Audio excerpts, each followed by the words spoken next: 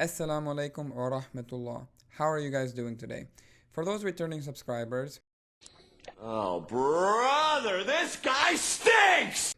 thank you so much for coming back to the channel. For those who have not yet subscribed, please hit the subscribe button. My name is Patrice Kola. I'm a newly admitted student into the Islamic University of Madinah.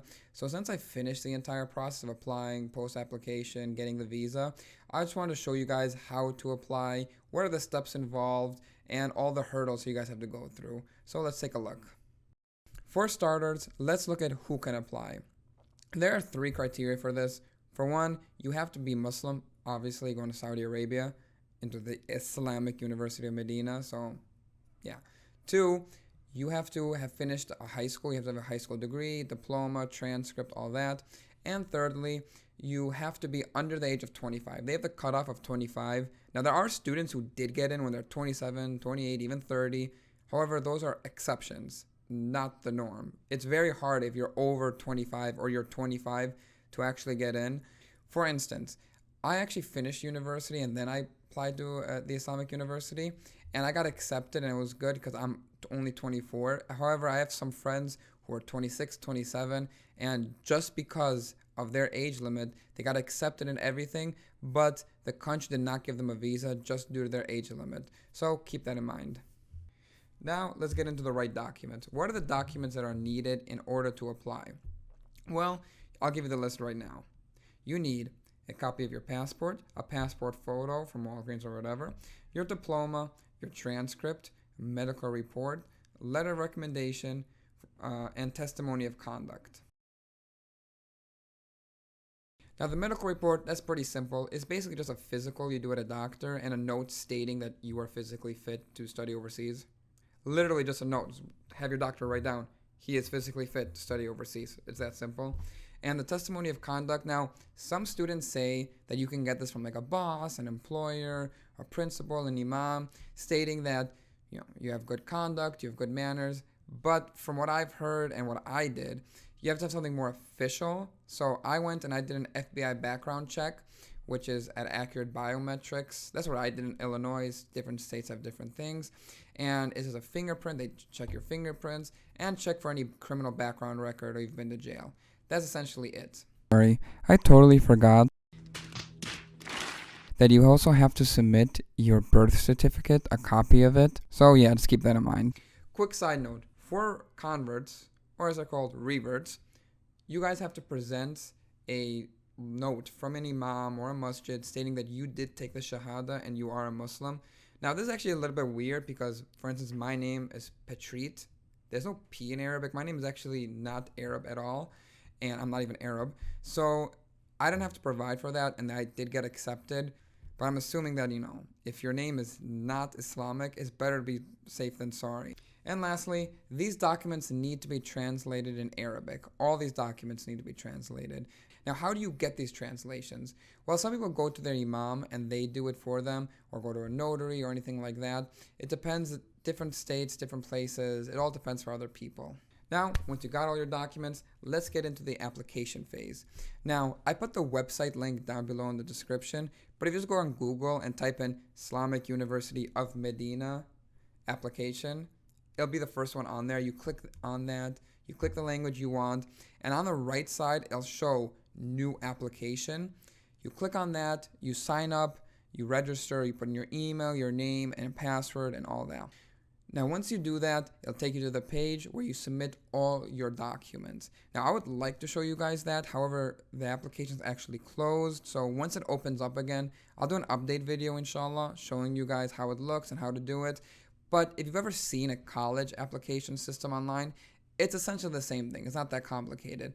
You just fill in all the blanks, put in all the documents, and all that. Now, once you apply and you hit the apply button, you put all your documents in, they'll give you a number at the bottom, or they'll email you a number. And usually they just leave it at the bottom once you hit the apply button, not through your email. Don't lose that number. That number is important. That number is everything. If you want to check up on your status, if you want to check your visa, if you want to check if you got accepted or not, you need that number. Now, with this new system, some say that it's going to change, but I've helped other students apply as well, and they still send out a number, so you need that number. Don't lose that number. Copy it, write it down, keep it in several different places. Just keep that in mind. You really need that number. So now once you hit the apply button, you got your number, you saved it 3-4 times, you did everything I told you. What's the next step? Well, there's really nothing. It's a waiting game at this point. And there are 3 stages to this. For one, the first part is under evaluation, which will show up once you hit the apply button usually, which is just the school's looking at your documents. That's it. The second one is the school has accepted you and they send your documents to the embassy, and the embassy is just looking over your documents, doing a background check, and seeing if they want to apply you. Usually if the school accepted you, it's just a matter of time. The embassy will most likely accept you. I have not heard of a lot of cases where the school accepted someone, then the embassy rejected them. I haven't heard that from anyone yet. Then the third phase is when the embassy accepted you and you're just waiting for your visa. So those are the 3 stages of the application phase. Now, during this waiting time, there is something called the Arabic placement exam, which, as the name states, is just to test your Arabic level. There are many students who don't know any Arabic going to the Islamic University, and that's okay. They'll send you a link to do the test on your email, and it's just to see what Arabic level you're going to be in. So now, how do you do the Arabic placement exam? Well, they'll send out a link to everyone who's accepted, who got the acceptance from the school or from the embassy. It's during those 2 stages that you'll get a link for the Arabic placement exam. And they'll send a link to Blackboard, and there it'll say username and password, and you'll be kind of confused. I was. Basically, the username and password is just the number that I told you before. That number that you saved before, that's the username and password. Just put both of those in, and it'll log you into Blackboard, and it'll show the one thing you have to do is the test. Now, you applied, you did the Arabic placement exam, and it says that you are accepted. Congratulations. This is where it gets hard. This is why I did this video, actually. The rest of the stuff before is actually pretty simple. It's not that complicated. Hopefully it helped you guys out. But this is where it gets complicated and a little bit time consuming and a bit harder. This is why I did this video. So let's take a look. So you need some documents. So I'm going to run over the documents that you need right now. You need your passport photo, a birth certificate, an admission notice from the school. It's just once you get accepted, it'll send it out to you, like it'll show you on the Madinah website. That's nothing really complicated to get. The visa list, once the visas come out, there will be a link to click and get your visa number. Again, that's simple. It's just all explained on the website, and once the new stages of acceptance comes out and the applications are out, I'll show you guys how that looks. We interrupt our program to bring you this important message. Assalamu Alaykum, everyone. How are you guys doing? I also forgot to mention, and I forgot in the video, that you also need your FBI, state, and local background check done, such as a testimony of conduct before in the application phase. I totally forgot. I really do apologize. Now, back to the video. Then you need a new medical report and your diploma authenticated. These 2 things are the things that are annoying and long, and this is why I did the video, for specifically these 2 things. What is a medical report? You can't just do a physical like you did when you applied. You have to do a Saudi Arabian medical report that's on the Saudi Embassy website. This looks at a lot of lab results. You need to do blood, you need to do urine, you need to do stool exams, HIV tests, x-rays, all that stuff. And this does take a while. When I went to do all these exams, it took a couple of days, for some of them even like a week, to get the results back. And then going to a doctor who will actually read it and then do it. It did take a while. So once you get your acceptance notice that you got accepted into the university and from the embassy, I suggest you do the medical report ASAP. It's just save you a lot of headaches later down the road. Trust me on this. A lot of students get this part stressed out and they do it like last minute, and it's just chaos at that point. So how do you do it? Well, basically you get your document, you go to a lab, any lab at a hospital will do, and you just give them the report and they'll do it all for you. They'll tell you how to do it, how to do a blood, urine, stool exam, and all that stuff. And then you have to wait for the results. Once the results get back, you need the result. You need to print out the results, get a copy of the results from the hospital, from the lab, and then you have to go to your doctor.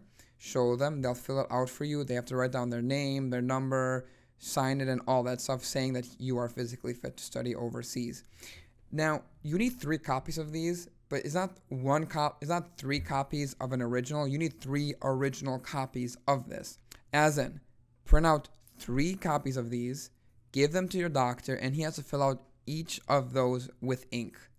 Yeah, I'm not even joking. They have to do that. You can't just copy on a scanner. Sometimes they might let it slide, but honestly, better be safe than sorry, because I know some students who they went there with 3 copies, 1 being original, 2 just being copies, and they were not giving that visa at that time. They had to go back to call their doctor, fill out 2 forms, get it, and then go back to get their visa.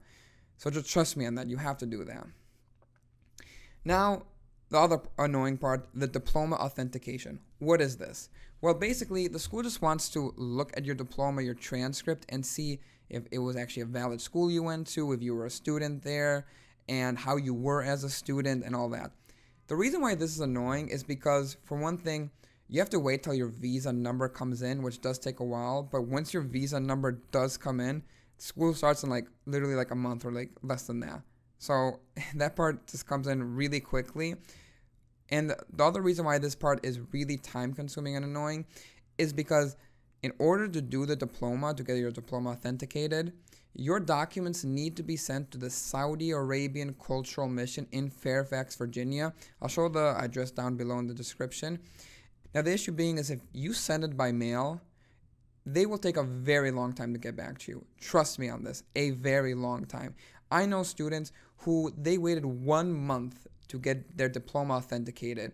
And it's actually a really simple process on their end. It's just checking your school, calling your school, and asking about you. But they do take a long time.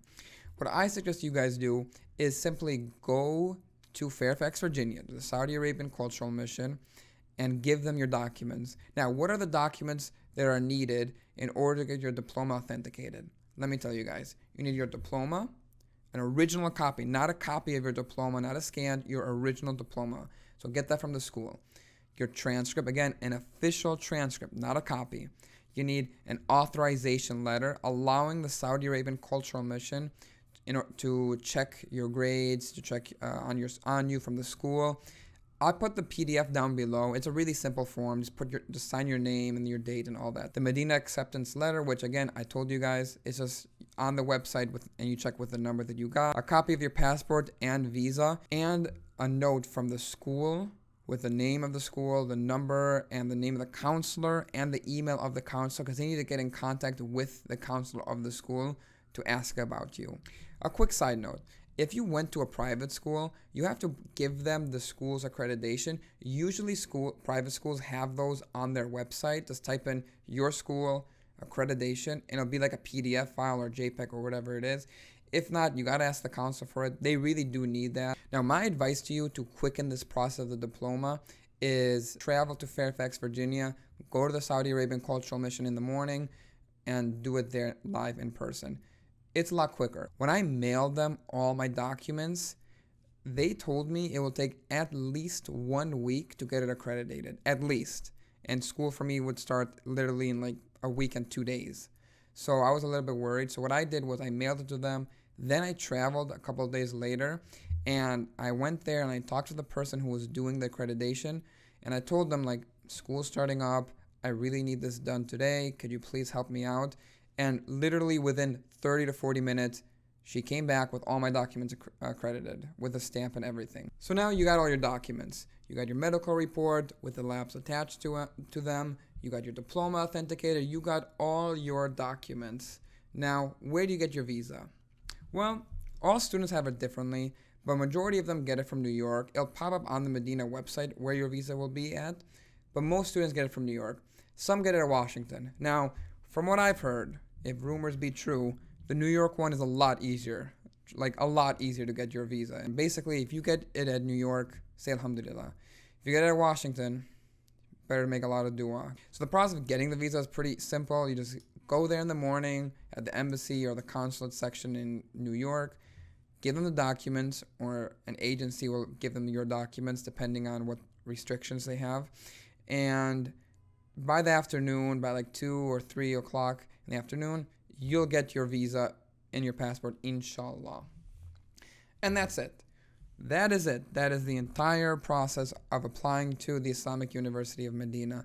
I know I went over a lot of stuff. I'll put like chapter codes in the description below so you guys can, like, once you get through the phases, you can just quickly click on it and get back to what you want to do. Again, once the application process opens up, I'll make an updated video. I'll tell you guys to apply, and I'll help anybody out when that starts happening again. Anyway, thank you so much for watching this video. I hope this helped some people out. And if it did, please leave a comment below. And if it did help a lot, please subscribe to my channel. I'll be updating you guys on website and other stuff as well. So thank you so much, and Assalamu Alaykum.